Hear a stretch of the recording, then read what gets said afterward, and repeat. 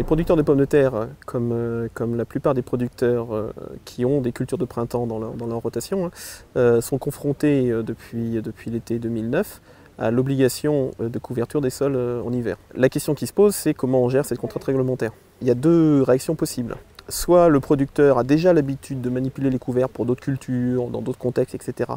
Et à ce moment-là, son itinéraire technique est déjà relativement bien cadré pour gérer les couverts à moindre coût, à bien adapter avec ses chantiers de travail, notamment d'implantation des autres cultures, etc. Par contre, tous les producteurs qui, jusqu'à maintenant, n'étaient pas confrontés à cette obligation et qui, depuis l'année dernière, ils sont obligés, la première étape avant de s'intéresser à l'optimisation du couvert dans les rotations, c'est déjà de pouvoir gérer les couverts entre guillemets à minima pour que techniquement ça rentre, que le coût ne soit pas trop important et que ça respecte les contraintes réglementaires qu'on leur impose. D'un point de vue bénéfice des couverts intermédiaires, à partir du moment où ils sont bien encadrés dans la rotation, on peut tirer sur plusieurs leviers.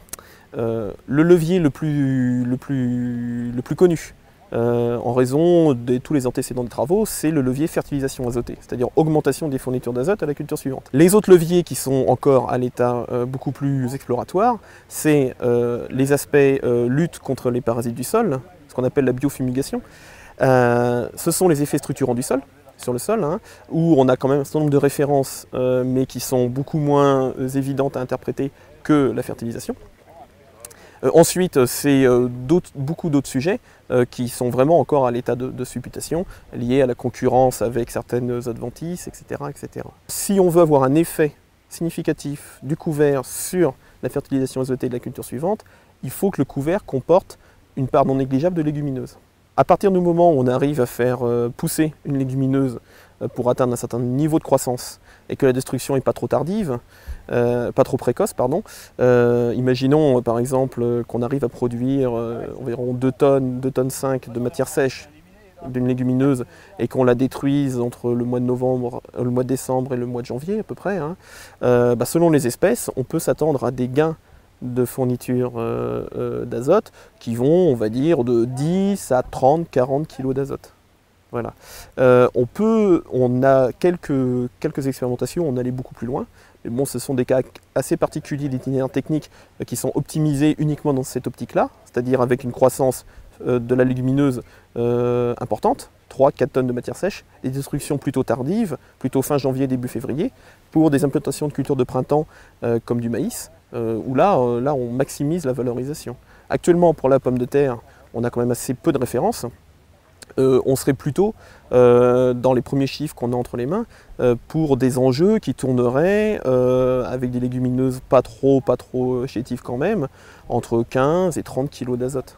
Les risques inhérents au couvert intermédiaire, il y en a deux principaux, enfin 3 je dirais. La difficulté que les couverts introduisent en termes de gestion du désherbage dans l'interculture, les interventions mécaniques, etc., ça complique les choses quand même. Deuxièmement, les risques que l'on prendrait pour la bonne qualité d'implantation des cultures suivantes si la destruction se fait dans de mauvaises conditions. Et le troisième risque, ce serait que le couvert soit vecteur des mêmes maladies, des mêmes pathogènes que la culture principale.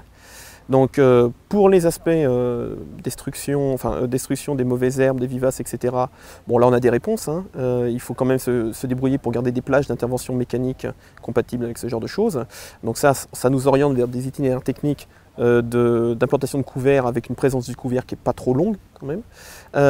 Deuxième chose, pour les aspects qualité d'implantation, il faut respecter un certain nombre de règles et notamment de procéder à des destructions et des enfouissements corrects, pas trop près de l'implantation des cultures suivantes. Généralement, on cite la règle des 2 mois, mais c'est un bon repère, quand même 2 mois, c'est le minimum. Troisièmement, pour les aspects parasitaires, là c'est un petit peu plus compliqué. Il faut faire attention aux espèces et quelquefois même aux variétés à l'intérieur des espèces. Donc si je prends un exemple, si on prend la famille des crucifères, qui concerne bien entendu le colza, mais qui peut concerner aussi des légumes de plein champ, le risque que l'on aurait à mettre des couverts à base de crucifères, moutarde, etc., ce serait d'augmenter la pression en parasites du type Sclerotinia. Deuxième exemple, c'est par exemple l'Aphanomyces du pois protéagineux. On sait qu'un certain nombre d'espèces de couverts sont aussi sensibles à l'Aphanomyces, donc peuvent entretenir l'inoculum du pathogène dans le sol, et donc je vais dire précipiter les dégâts sur le poids protégineux qui serait dans leur rotation. C'est pas facile de déterminer un temps d'adaptation moyen d'un système de production à la pratique du couvert. Ça dépend tellement du type de sol, de la climatologie, des rotations, etc. Bon, néanmoins, pour que l'agriculteur s'y retrouve et ne soit pas, je veux dire, handicapé trop longtemps, généralement, 2 à 3 ans de pratique, c'est le minimum pour gérer les couverts au moindre coût. Passer ce temps d'adaptation, lié à une obligation réglementaire, on peut commencer à réfléchir sereinement, on va dire, à améliorer les choses pour aller au-delà.